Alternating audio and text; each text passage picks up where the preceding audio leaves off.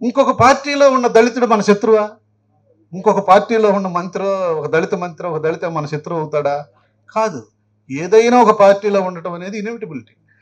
అలాంటి ఇన్ఎవిటబిలిటీ అన్నప్పుడు ఆ మంత్రినో ఆ ఎమ్మెల్యేనో మన మూమెంట్ సహకారం పెరగటానికి అతను సహకారం తీసుకోవాలి. మన మూమెంట్కి సహకరించే విధంగా మన మూమెంట్ పెంపొందాలి. ఆ మూమెంట్కి ఆయన లోబడి మనకు సహకారం చేసేటట్టు చూసి దీన్ని వాళ్ళు ఎక్కడున్నా సరే మనకు సహకరించేటట్టుగా ఉండాలి. అలాంటి సహకారంతో ముందుకెళ్తే డెఫినెట్గా ఇది ఉంటుంది. ఒక డిఎంకే ఎస్సీ ఎమ్మెల్యే పోటీ చేస్తున్నాడు. ఎలక్షన్ అప్పుడు తిరుమావళవన్ గారి దగ్గరికి వచ్చాడు. అన్నా, నీకున్న బిజీలో నా నియోజకవర్గంలో ఒక సభ పెట్టమని నాకు అర్థమైంది. నువ్వేం లేదు, ఈ చివరి నుండి ఆ చివరికి ఒక్కసారి వెళ్ళు చాలు అన్నాడు. ఊరికే కారులో వెళ్ళు, 4 కార్లతో నాకు ఓట్లు పడతాయి అని అంటే, లేదులే మీటింగ్ పెట్టుకో అన్నాడు. అతను డిఎంకే ఎమ్మెల్యే ఎస్సీ అక్కడ 2 సభల్లో ఈయన మాట్లాడాడు.